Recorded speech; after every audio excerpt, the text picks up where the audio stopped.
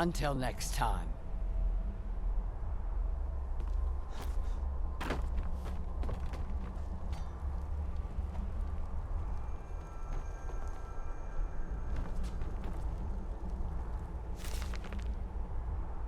The Ransom of Zarek. Ancient Tales of the Dwemer, Part 1, by Marabal Sur. How a boy escapes his kidnappers. Jalamil stood in her garden and read the letter her servant had brought to her. The bouquet of joss roses in her hand fell to the ground. For a moment, it was as if all the birds had ceased to sing, and a cloud had passed over the sky. Her carefully cultivated and structured haven seemed to flood over with darkness. "We have thy son," it read. "We will be in touch with thee shortly with our ransom demands." Zarek had never made it as far as Akkon after all. One of the brigands on the road, orcs probably, or accursed Dunmer, must have seen his well-appointed carriage and taken him hostage. Jalamil clutched at a post for support, wondering if her boy had been hurt. He was but a student, not the sort to fight against well-armed men, but had they beaten him? It was more than the mother's heart could bear to imagine. "Don't tell me they sent the ransom notes so quickly," called a family voice, and a familiar face appeared through the hedge. It was Zarek. Jalamil hurried to embrace her boy, tears running down her face. "What happened?" she cried. "I thought thou had been kidnapped." "I was," said Zarek. "3 huge soaring Nords attacked my carriage from the Frimvorn Pass. Brothers, as I learned, named Matthias, Ulan, and Korg. Thou should have seen these men, mother. Each one of them would have had trouble fitting through the front door, I can tell thee." "What happened?" Jalamil cried. "Wert thou rescued?" I thought about waiting for that, but I knew they'd send off a ransom note, and I knew how thou does worry. So I remembered that my mentor at Akkon always said about remaining calm, observing thy surroundings, and looking for thy opponent's weakness. Zarek grinned. "It took a while, though, because these fellows were truly monsters. And then, when I listened to them bragging to one another, I realized that vanity was their weakness." "What did thou do?" "They had me chained at their camp in the woods not far from Kale on a high knoll overlooking a wide river. I heard one of them, Korg, telling the others that it would take a better part of an hour to swim across the river and back. They were nodding in agreement when I spoke up. "I could swim that river and back in 30 minutes, I said. "Impossible," said Korg. "I could swim faster than a little whelp like thee." So, it was agreed that we would dive off the cliff, swim to a center island, and return. As we went to our respective rocks, Korg took it upon himself to lecture me all about the fine points of swimming, the importance of synchronized movements of the arms and legs for maximum speed, how essential it was to breathe only after the 3rd or 4th stroke, not too often to slow thyself down, but not too often to lose one's air. I nodded and agreed to all his fine points. Then we dove off the cliffs. I made it to the island and back in over an hour, but Korg never returned. He had dashed his brains at the rocks at the base of the cliff. I had noticed the telltale undulations of underwater rocks and taken the diving rock on the right. "But thou returned?" asked Jalamil. astounded. Was that not then when thou escaped? It was too risky to escape then, said Zarek. They could have easily caught me again, and I wasn't too keen to be blamed for Korg's disappearance. I said I did not know what happened to him, and after some searching, they decided he had forgotten about the race and had swum ashore to hunt for food. They could not see how I had had anything to do with his disappearance, as fully visible as I was throughout my swim. The two brothers began making camp along the rocky cliff edge, picking an ideal location so that I would not be able to escape.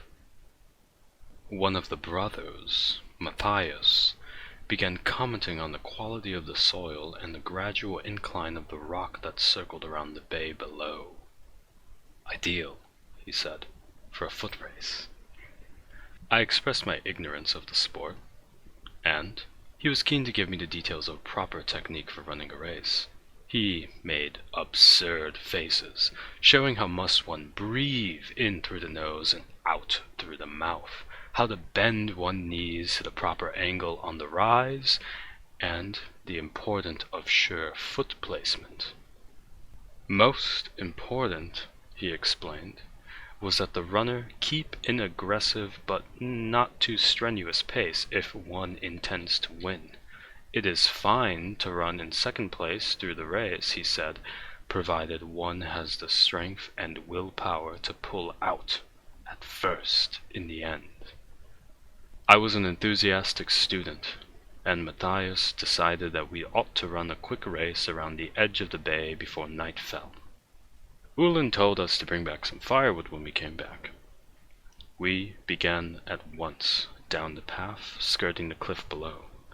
I followed his advice about the breath, gait, and foot placement, but I ran with all my power right from the start.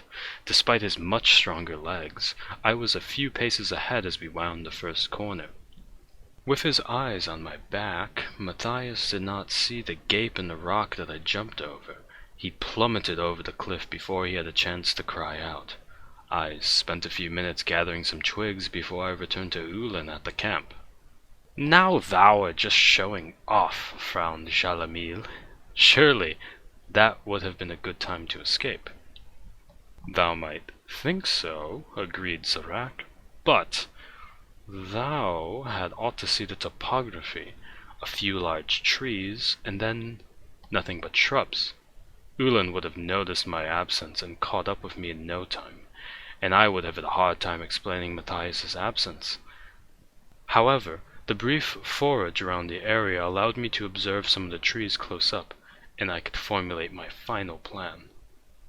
When I got back to camp with a few twigs, I told Ulan that Matthias was slow coming along, dragging a large dead tree behind him. Ulan scoffed at his brother's strength, saying it would take him less time to pull up a live tree by the roots and drop it on the bonfire. I expressed reasonable doubt. I'll show thee, he said, ripping up a 10-foot tall specimen effortlessly. But that's scarcely a sapling, I objected. I thought thou could rip up a tree. His eyes followed mine to a magnificent, heavy-looking one at the edge of a clearing. Ulan grabbed it and began to shake it with tremendous force to loosen its roots from the dirt. With that, he loosened the hive from the uppermost branches, dropping it down onto its head. That was when I made my escape, mother, said Zarek, in conclusion, showing a little schoolboy pride. While Matthias and Korg were at the base of the cliff, and Ulan was flailing about, engulfed by a swarm, Jalamil embraced her son once again. Publisher's note. I was reluctant to publish the works of Marabasur, but when the University of Gwilym Press asked me to edit this edition, I decided to use this as an opportunity to set the record straight once and for all. Scholars do not agree on the exact date of Marabarsul's work, but it is generally agreed that they were written by the playwright Gor Felim, famous for popular comedies and romances during the interregnum between the fall of the First Cyrodiilic Empire and the rise of Tiber's septum. The current theory holds that Phelim heard a few genuine Dwemer tales and adapted them to the stage in order to make money, along with rewritten versions of many of his own plays. Gore Phelim created the persona of Marabel Sur, who could translate the Dwemer language in order to add some sort of validity to the work and make it even more valuable to the gullible. Note that while Marabar Sul and his works became the subject of heated controversy, there are no reliable records of anyone actually meeting Marabar Sul, nor was there anyone of that name employed by the Mages Guild, the School of Julianos, or any other intellectual institution. In any case, the Dwemer in most of the tales of Marabar Sul bear little resemblance to the fearsome, unfathomable race that frightened even the Dunmer, Nords, and Redguards into submission and built ruins that even now have yet to be understood.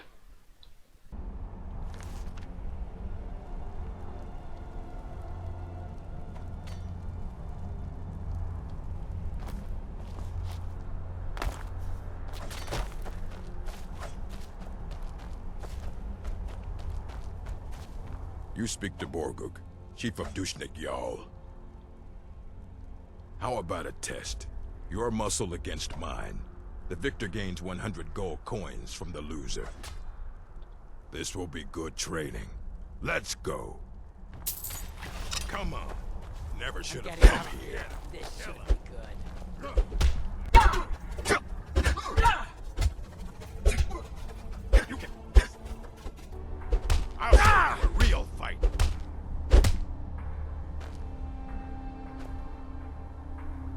You bested me, an orc chief.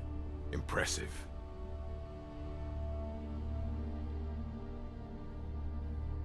That you have. Here.